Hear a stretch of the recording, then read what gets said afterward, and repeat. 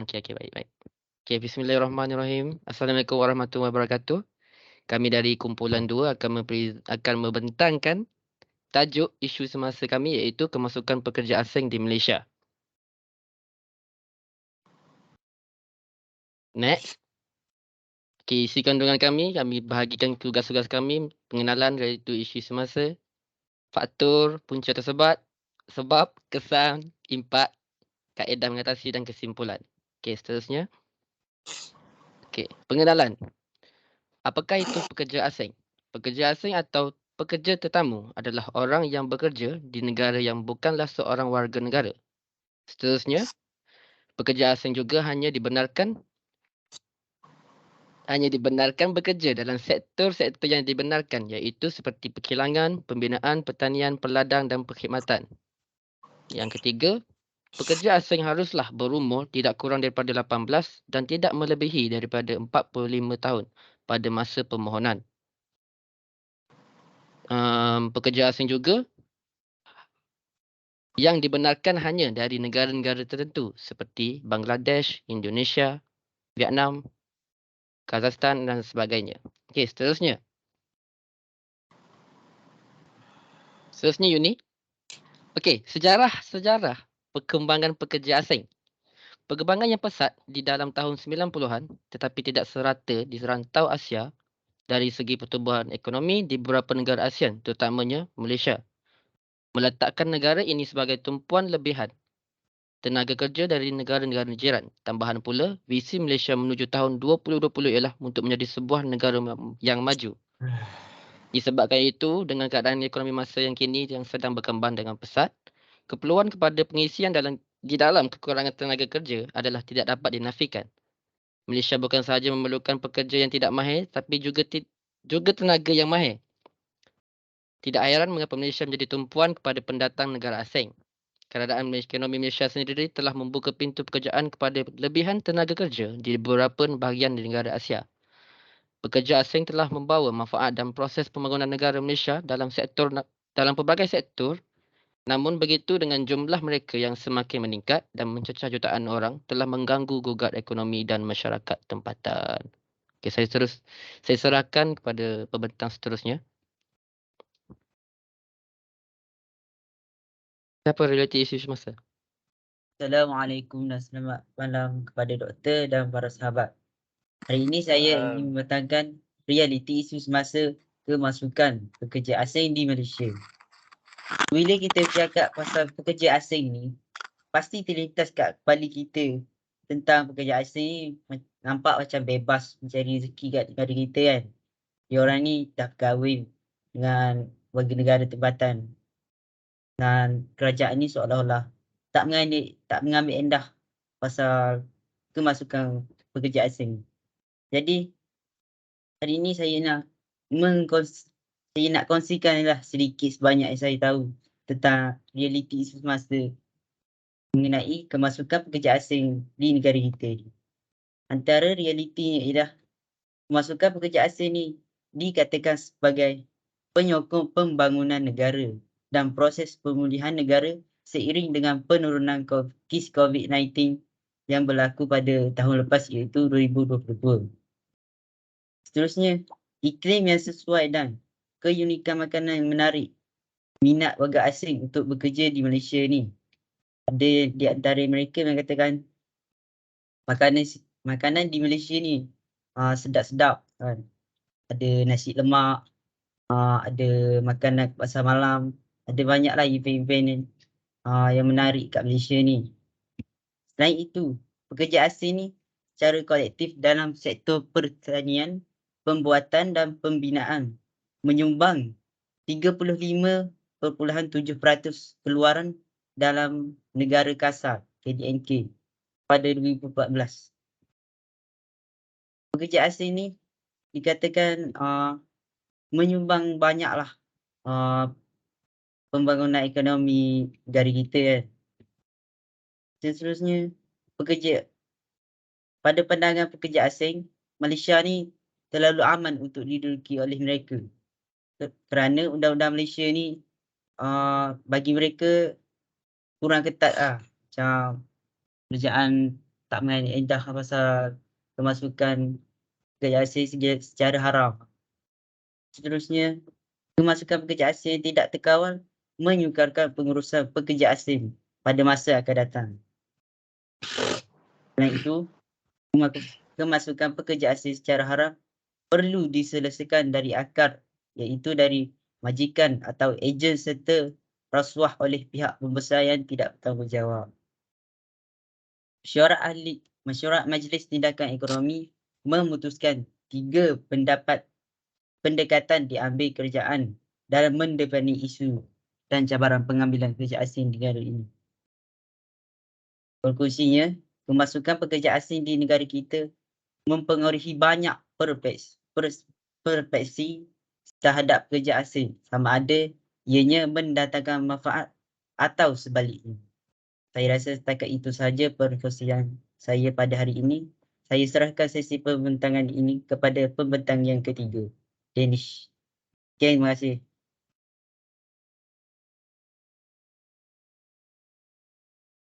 Okay, Assalamualaikum semua. Sihat kan? Okey, untuk falsafah ni saya isu semasa sekarang tentang pekerja asing dia. Okey, terdapat beberapa perspektif yang kita boleh pandang. Pertama sekali perspektif ekonomi dan juga perspektif sosial. Kalau kita lihat di Malaysia dia, trend di Malaysia ni, terdapat dalam sektor pekerjaan ada sektor 3D, iaitu sektor danger, difficulty, dirty. Itu kita boleh lihat antara pekerjaan dia adalah construction lah, pembinaan sebagai contoh. Di situ kita nampak memang majoriti pekerja pembinaan ni adalah pekerja asing ya. Kenapa jadi begitu?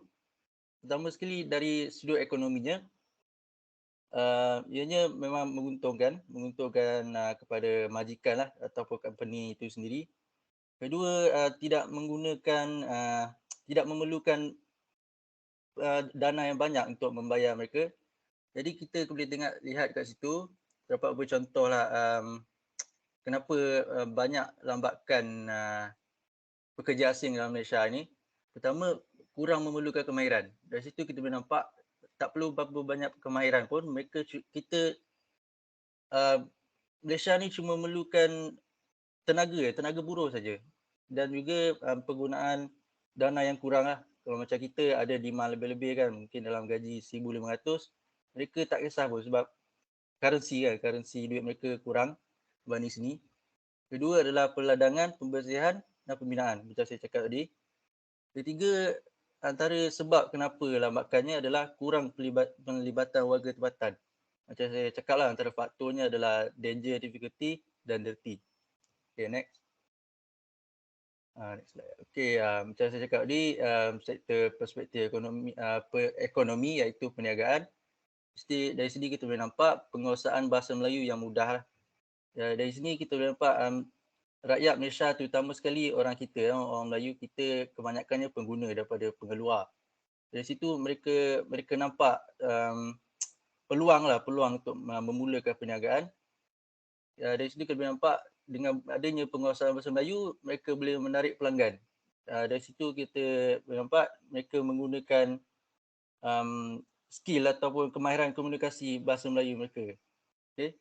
Antara contoh barangan yang diorang boleh jual, kain, tekstil, macam dekat Nilai tu kita boleh nampak banyak orang asing lah, boleh kata.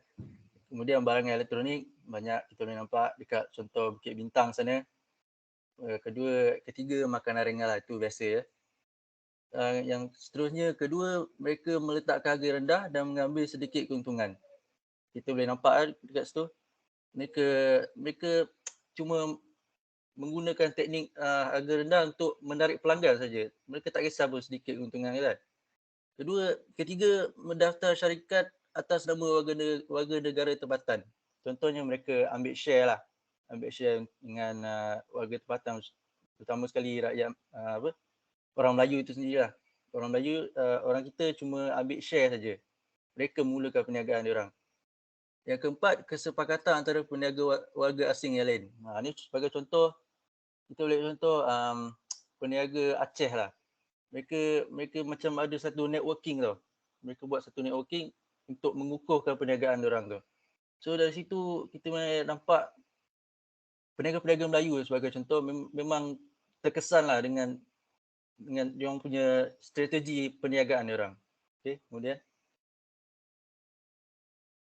Okey, ni salah satu isu semasa lah yang memang famous lah, kita boleh nampak isu pelarian Rohingya. Okey, ni sini kita boleh nampak dari sektor, dari perspektif sosial. Situ kita boleh nampak terdapat beberapa sejarah lah tentang Rohingya ni, pelarian Rohingya ni. Antaranya adalah pelarian Rohingya ni bermula daripada tahun 70-an.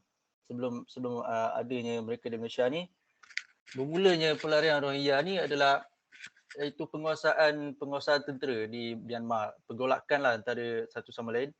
Jadi disebabkan itu terkesan etnik minoriti ni yang tidak diiktiraf di Myanmar tersebut, mereka berselerak, antaranya adalah dekat Bangladesh, dekat Cox's Bazar tu.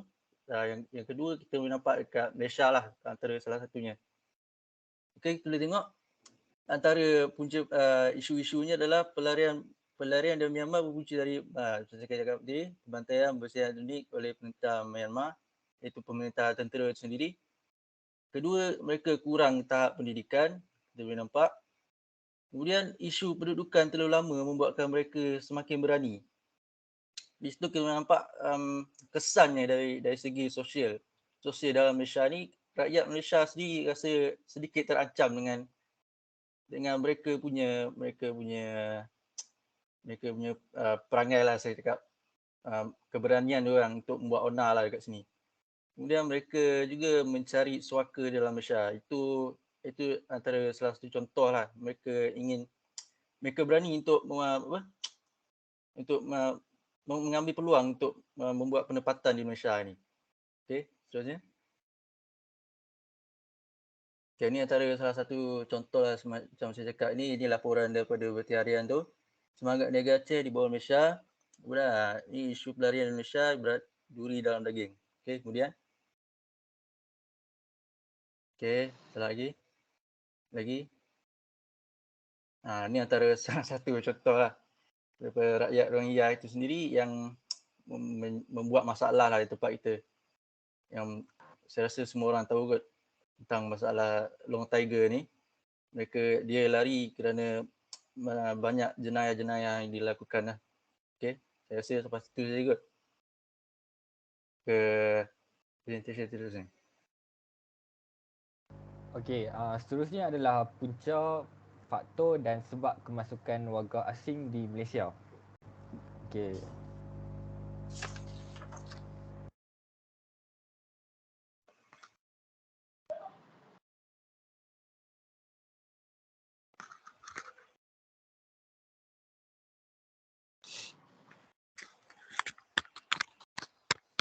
Assalamualaikum dan selamat sejahtera kepada rakan-rakan semua. Saya Muhammad Hajin ingin membentangkan tentang punca kemasukan pekerja asing di Malaysia. Dan kita boleh lihat antara punca yang pertama iaitu kerana telah memperkenalkan sistem yang baru di kalangan rakyat Malaysia.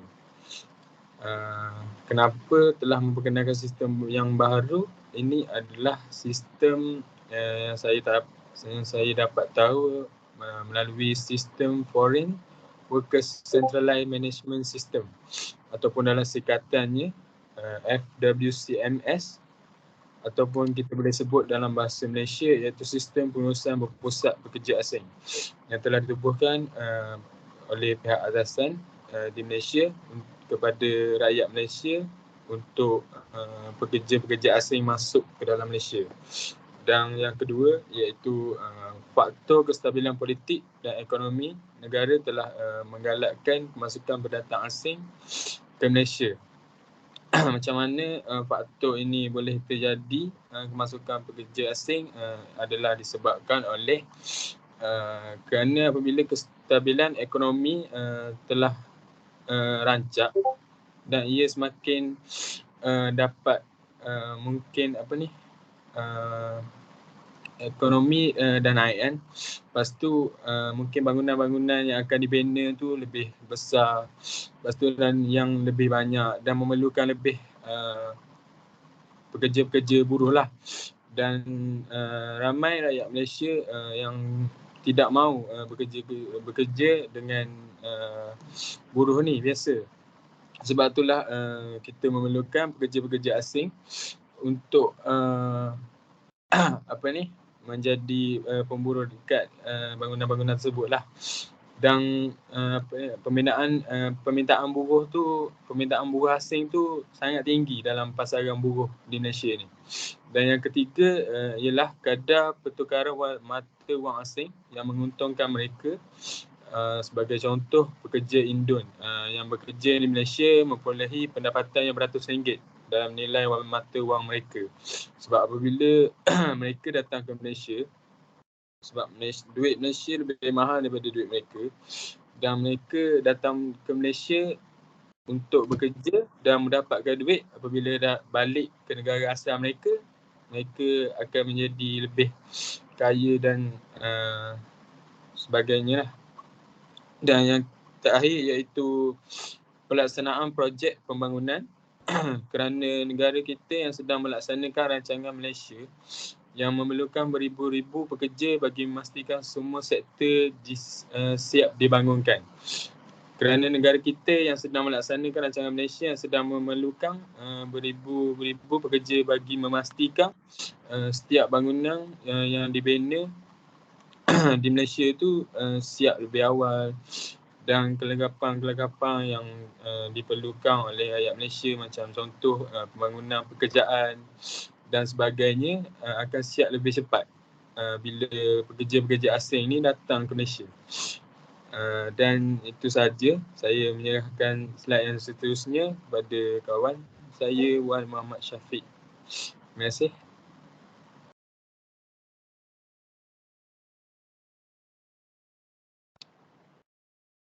Okey, Assalamualaikum warahmatullahi wabarakatuh. Seterusnya saya akan terangkan tentang faktor kemasukan pekerja asing di Malaysia. Antaranya yang pertama adalah kedudukan negara yang dikelilingi kawasan Pasifik. Sebagai contoh, negara kita kan kurang kurang pihak berkuasa yang menjadikan kawasan tersebut tu mudah masuk dan bebas tanpa berjaya dikesan lah bagi pekerja asing ni. Sebagai contohnya, kawalan kurang ketat lah. Okey, yang kedua, permintaan buruh asing yang tinggi. Sebagai contoh, kilang yang baru yang dibina yang ingin memerlukan tenaga pekerja yang ramai. Sebagai contohnya, apabila pekerja asing mari ke negara kita ni, dia akan minta lah gaji yang tinggi daripada negara asalnya. Okey, yang ketiga, kestabilan politik dan ekonomi yang menjadi tarikan pekerja asing. Sebagai contohnya, negara kita ni lebih mendorongkan dengan kadar pertumbuhan ekonomi yang tinggi. Dalam masa yang sama, negara kita dalam mencapai ekonomi yang positif lah. Sebab tu kadar pekerja asing semakin ramai ke negara kita. Okey, yang keempat adalah kadar pertukaran wang mata asing yang tinggi. Dalam masa yang sama, pertukaran wang asing ni dapat memberi nilai mata yang tinggi kepada pekerja asing. Kerana pekerja asing akan membawa nilai mata wang dia dekat negara luar dengan kadar 2 kali ganda tinggi.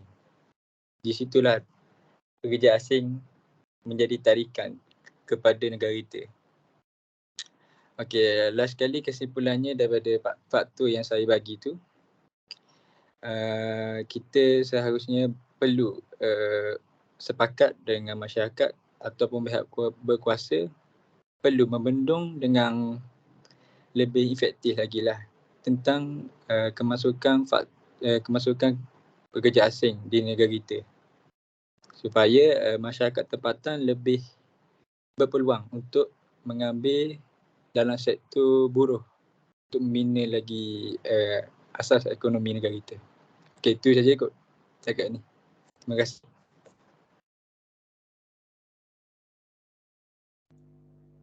Tadi okey. Okey, saya cakap. Okey. Okey, seterusnya next slide. Okey, first kesan kepada individu. Poin yang pertama adalah ketidakpuasan hati orang-orang tempatan. Seperti yang kita lihat di pasar-pasar borong, banyak orang-orang pekerja asing yang berniaga di sana. Macam tadi yang member kita Danish cakap, orang-orang mereka ni yang mulakan perniagaan, tapi orang kita yang ambil share. So ada yang di antara mereka yang berniaga tanpa permit. Dan benda tu agak mengganggulah hak aktiviti ekonomi masyarakat tempatan. Terutama bagi mereka yang masyarakat tempatan yang berniaga dengan sah, yang ada permit, yang berniaga dengan tempat yang betul. Seterusnya mereka ini tak pentingkan macam tempat perniagaan mereka tu, kebersihan tempat tu agak terganggu lah bila masyarakat kita tengok macam kotor, so agak mencemar tempat orang lain yang berniaga.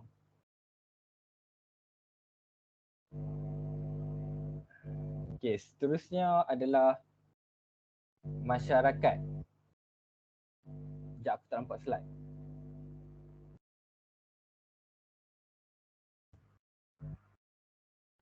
Aku tak nampak slide. Sekejap.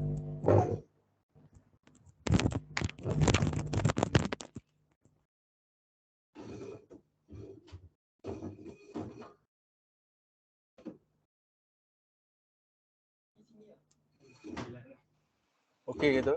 Slide tak ada. Okey. Empat. Sorry. Okey, seterusnya adalah kepada masyarakat.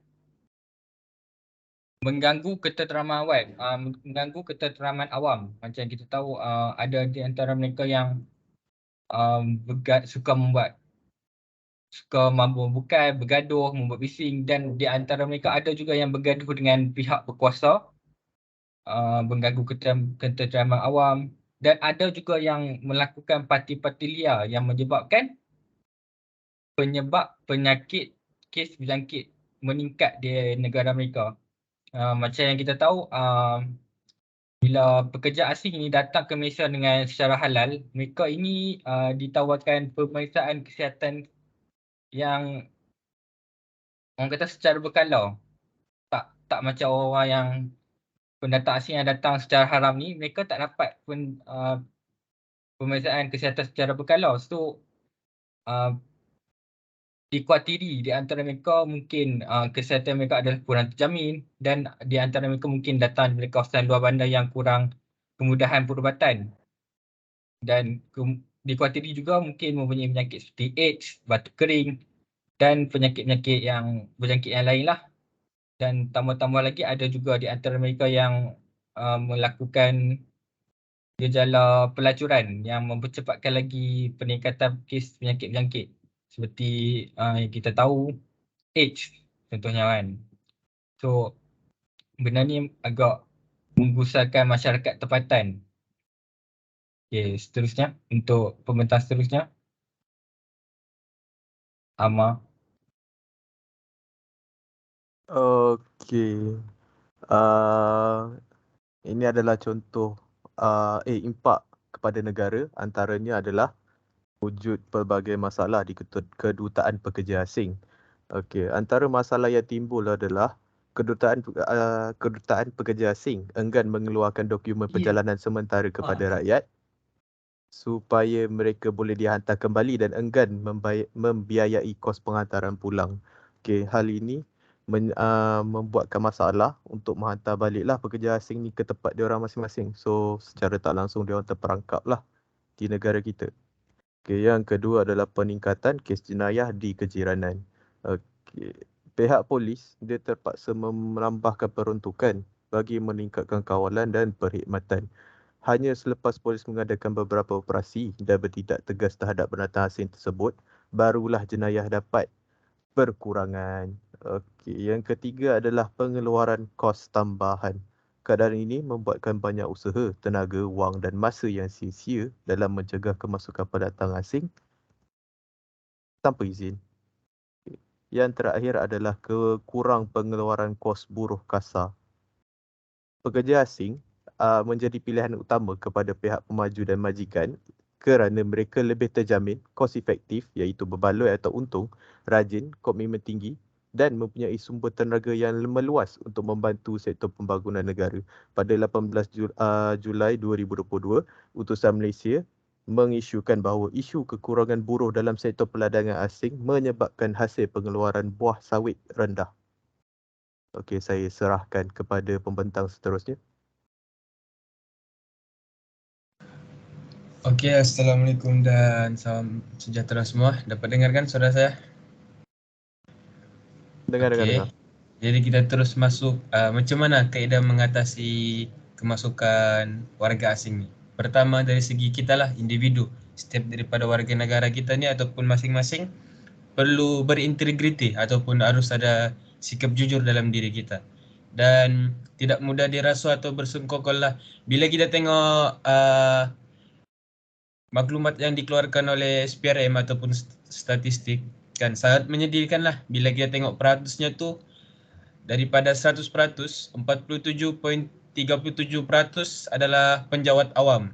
Kemudian sektor awam 52.63 52.63%. Maksudnya di sini penjawat awam ni terdiri daripada mereka lah yang kerja-kerja kerajaan seperti guru, polis, yang macam dia tu lah, orang-orang government. Kemudian sektor awam ni lebih kepada businessman ataupun orang-orang kontraktor. Jadi kita dapat lihatlah sektor awam jugalah yang menyumbang ataupun banyak kes rasuah, sebab rasuah ni macam kita sendiri kan, untuk mengelakkan diri daripada rasuah ni kita perlu berusaha untuk menolaklah dan perlu belajar daripada rasuah ni. Juga kita dapat selitkan elemen kepercayaan kepada Tuhan. Kenapa elemen ni perlu dimasukkan? Sebab bila kita percaya pada Tuhan ataupun bila kita percaya pada pencipta kita, apapun yang kita akan lakukan, kita akan fikirkan kan apa impact di masa hadapan. Mungkin kalau kita lepas pun di dunia, di akhirat belum pasti kita lepas. Kemudian seterusnya kita akan masuk berusaha. Setiap individu juga perlu berusaha meningkatkan ilmu kemahiran agar mendapat upah yang setimpal lah. Contohnya kan kita punya kerajaan kita sekarang ni telah menyediakanlah macam-macam kemudahan ataupun kursus-kursus. Elemen yang kita dapat masukkan di sini adalah politik, elemen falsafah politik. Sebab apa? Kepimpinan dan kerajaan ini sangat pentinglah untuk individu yang ingin belajar. Contoh kursus MARA, CIDB, College Vocational, Politeknik.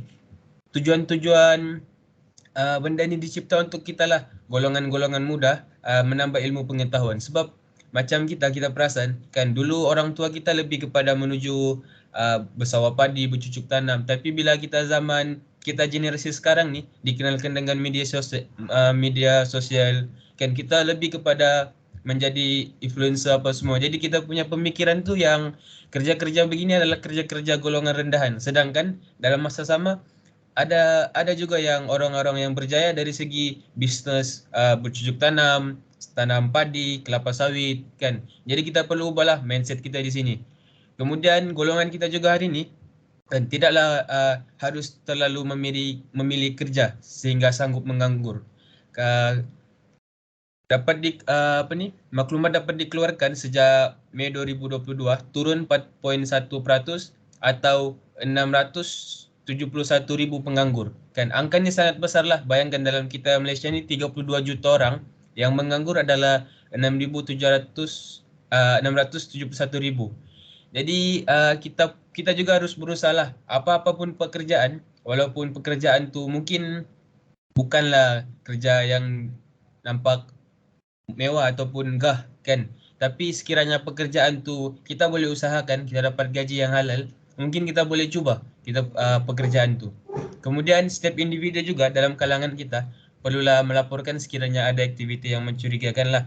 Ini sangat perlulah sebab bila kita berdiam diri ataupun kita menutup dengan sebelah mata, kesnya akan sentiasa meningkat dan akan berlaku berulang kali sebab tiada orang ambil kisah kan, tiada siapa-siapa yang ambil kisah dan ambil peduli tentang kemasukan ni. Jadi mereka pun akan rasa oh mungkin warga negara di sini ataupun penduduk sekitar sini tidak bermasalah dengan kemasukan pendatang asing ataupun mereka simpati dengan kita. Macam kes Rohingya lah, kita dapat lihat kan netizen yang pada mulanya rasa simpati, rasa kasihan, tapi bila mana rasa tu melebihi daripada logik akal, kaedah berfikir dengan apa yang akan terjadi akan datang, kita dapat lihatlah bila satu-satu kes Rohingya datang, kapal yang besar, kapal yang tenggelam apa semua, kita dapat lihatlah yang bila kita dapat kita simpulkan, bila kita kasih betis, mereka mahu paha. Jadi kita perlu ambil kita perlu teguhkan pendirian kita lah yang kita menolak warga asing yang tidak berdaftar untuk bekerja dalam sektor ekonomi kita. Oke, seterusnya. Kemudian kaedah mengatasi dari segi masyarakat. Yang pertama, masyarakat sekeliling kita haruslah berganding bahu dan menumbuhkan ejeki keselamatan di dalam kawasan kampung ataupun perumahan dan juga bekerja sama dengan pihak berkuasa. Maksudnya di sini hubungan keselamatan di kampung ni bukan saja orang-orang di kampung ataupun di perumahan tu, malahan perlu ada campur tangan pihak berkuasa. Contoh polis, rela ataupun immigration sebab kalau kita saja yang bergerak tapi tiada bantuan daripada pihak berkuasa, mungkin tidak berbaloi lah sebab mungkin kita boleh bertindak di luar kawalan kita. Mungkin kita akan dikenakan lagi undang-undang sebab mereka ni warga asing ni kan ada setengah orang ni dilindungi oleh orang-orang yang kita tidak tahu siapa yang lindungi orang sebab ada beberapa kes kan yang warga asing ni buat kes di Malaysia kemudian bebas begitu saja. Kan kita tidak tahu siapa yang lindungi mereka, siapa yang bayar ataupun ikat jamin mereka sebab setengah mereka ni ada orang di sebalik belakang mereka. Kemudian majikan juga wajib mengambil pekerja asing yang berdaftar dan mengikut undang-undang. Kemudian melatih pekerja warga negara. Maksudnya di sini selain mengambil pekerja yang mempunyai dokumen-dokumen sah kan, majikan juga perlu bagi peluang lah kan kepada warga negara, terutamanya orang-orang golongan muda lah. Walaupun kita sering dengar pekerja muda ni tiada pengalaman, tapi macam mana kalau pekerja muda mendapatkan pengalaman kalau tidak diberi peluang untuk bekerja kan? Sebab itu juga majikan sangat memainkan peranan dalam mengubah macam mana kita punya mindset pekerja asing menuju kepada warga negara kita sendiri yang bekerja. Kemudian mengubah mentaliti bahawa buruh kasar adalah pekerjaan yang hina. Sebaliknya, berusaha masuk dalam bidang tersebut. Ini adalah elemen logik macam mana kaedah berfikir setiap masyarakat. Kan, masyarakat ni dapat difikir dengan itulah dari sejak kecil lagi. Ibu bapa lah yang perlu mainkan peranan yang bahawa kerja-kerja binaan, kerja-kerja di hutan ataupun bertanam ni bukanlah sebuah kerja yang tidak dapat menghasilkan keuntungan. Kan mungkin kita sekarang ni kerja doktor yang dapat berjaya satu hari nanti, kerja polis, kerja guru. Jadi anak-anak kita terfikir, oh kalau aku kerja, mungkin kalau saya kerja tanam sawit, tanam pokok getah mungkin tidak berbaloi kan. Jadi ibu bapa perlu main peranan lah untuk mengubah mentaliti anak sejak dari kecil bahawa apa-apa pun yang diusahakan kalau ada tekad dan juga visi serta misi pasti akan berjaya. Itu daripada kaedah mengatasi masyarakat lah. Seterusnya saya serahkan kepada pembentang seterusnya. Sekian, terima kasih. Okey, saya Muhammad Syafiq Hafizi. Saya akan membentangkan tentang kaedah mengatasi untuk bagi negara.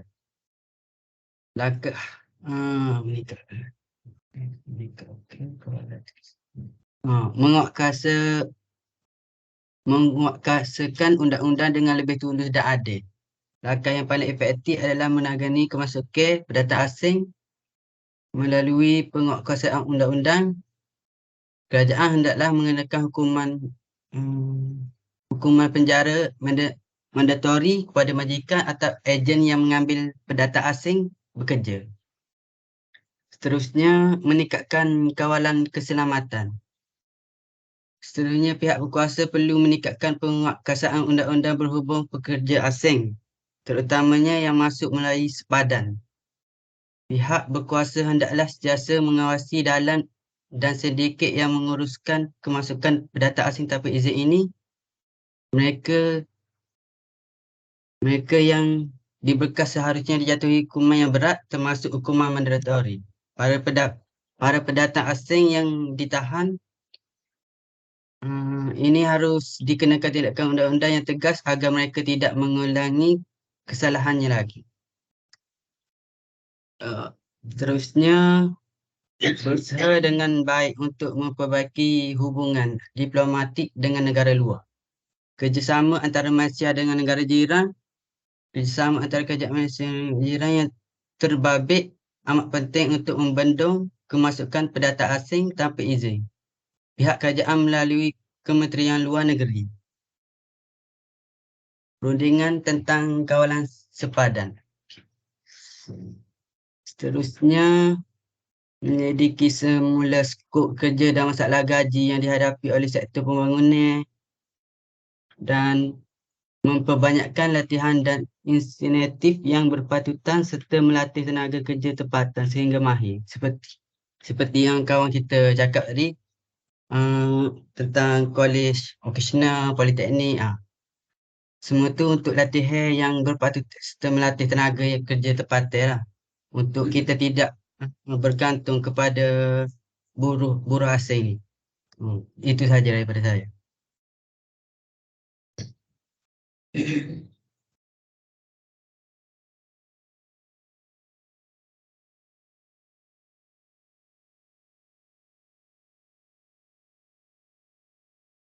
Tanpa pengejaran.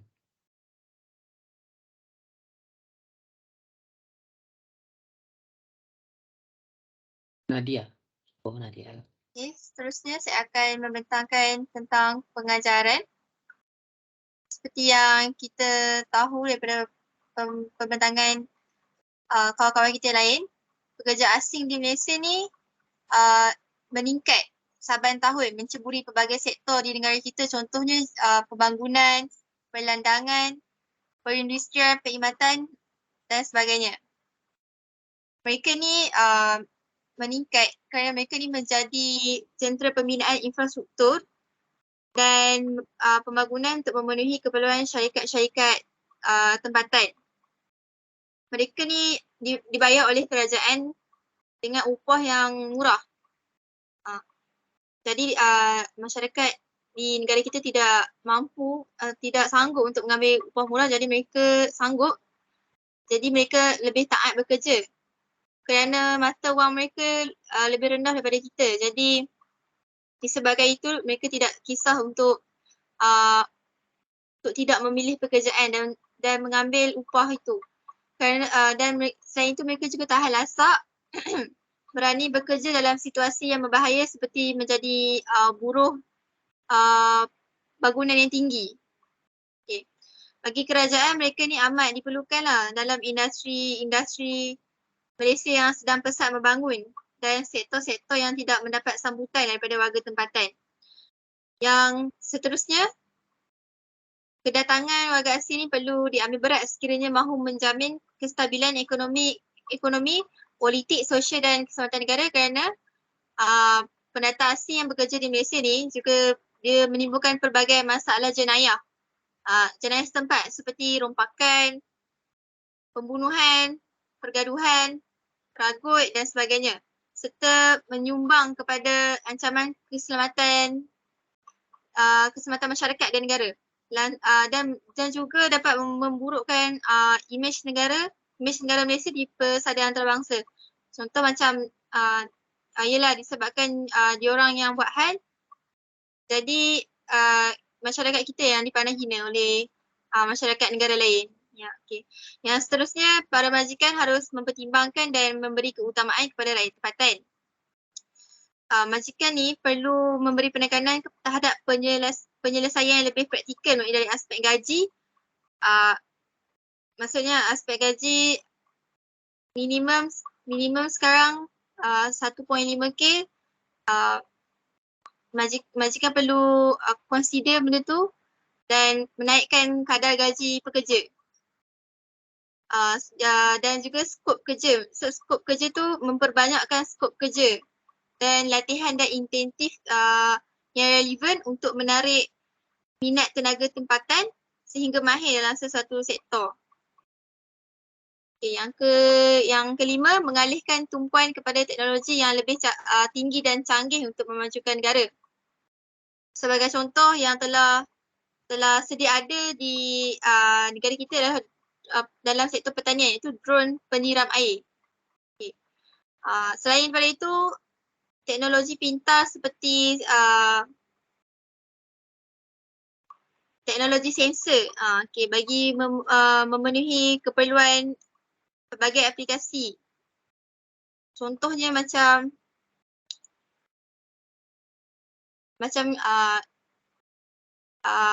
aplikasi perisian yang mengubah data operasi kepada maklumat perniagaan. Ini untuk meningkatkan daya saing firma dalam kilang pintar contohnya. Okay. Yang seterusnya, sikap memilih pekerjaan perlu dihentikan terutamanya graduan universiti kerana kebanyakan daripada mereka selalu memilih pekerjaan mengikut kelayakan akademik dan menawarkan gaji yang lumayan. Mereka tidak mahu menerima pekerjaan yang tidak sesuai dengan kehendak mereka yang setaraf dengan kelayakan masing-masing kerana memerlukan gaji yang cukup untuk menampung kos kehidupan yang semakin tinggi pada masa kini.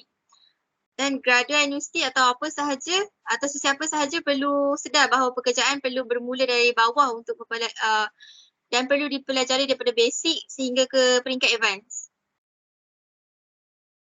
Itu sahaja daripada saya daripada pengajaran.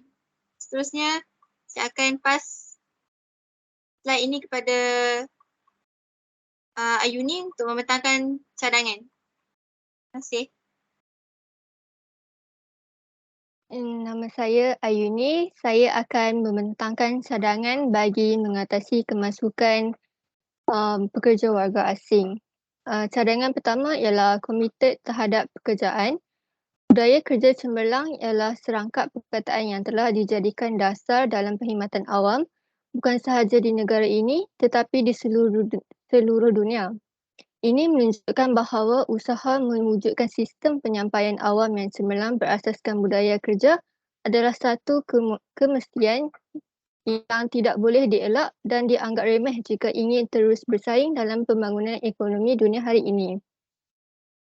Kerja tempatan perlu lebih komited terhadap pekerjaan seiring dengan apa yang mampu dilakukan oleh pekerja asing. Mereka perlu menghayati konsep bahawa pekerjaan adalah satu amanah yang perlu dilakukan dengan baik dan berkesan. Cadangan kedua ialah hadkan pengambilan pekerja asing. Pekerja asing telah menjadi satu bahagian daripada sistem ekonomi negara. Sesebuah negara maupun negeri akan berusaha membangun untuk memajukan ekonomi, tidak akan terlepas daripada mengakui kepentingan pendatang khususnya pekerja asing dalam sistem ekonomi negara. Dalam hal ini, Malaysia juga tidak terkecuali kerana isu pekerja asing merupakan salah satu isu yang sangat penting dalam ekonomi negara. Ketulusan dalam mengambil pekerja, pihak majikan perlu telus dalam mengambil pekerja dengan mengiklankan keperluan pekerja dan mengutamakan pekerja tempatan. Dalam hal ini, campur tangan kerajaan diperlukan dalam merangka undang-undang bagi memastikan perkara ini berlaku. Seterusnya, saya akan menyerahkan kepada pembentang seterusnya.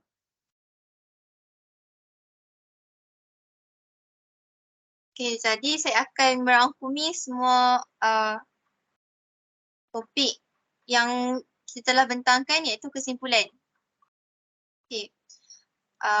Di sini terdapat 3 kesimpulan yang saya rangkumkan iaitu dari 3 pihak iaitu pihak kerajaan, pihak berkuasa dan masyarakat. Okay. Mulai kerajaan perlu memainkan peranan supaya rakyat tidak menjadi minoriti di tanah air sendiri. Seperti yang telah dibentangkan cara mengatasi oleh kawan kita di atas sebentar tadi.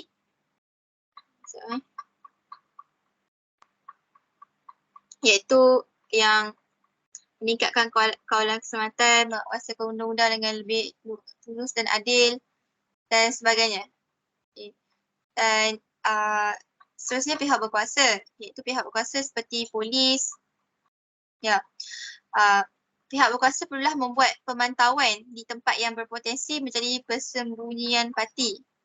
Hal ini kerana dikhawatiri mungkin parti-parti pendatang asing tanpa izin yang menetap di sesuatu kawasan melakukan jenayah yang tidak dapat dielakkan dan perkara-perkara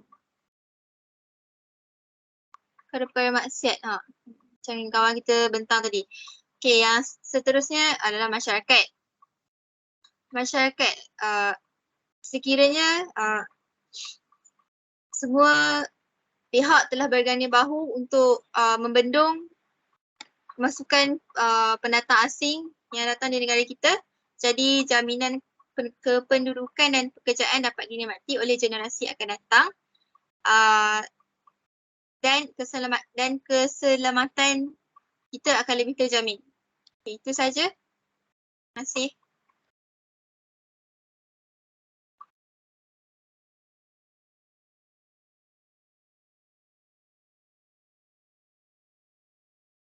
Okey, itu sahaja daripada grup kami. Sekian, terima kasih. Okey, settle dah geng. Sekejap aku stop record jap.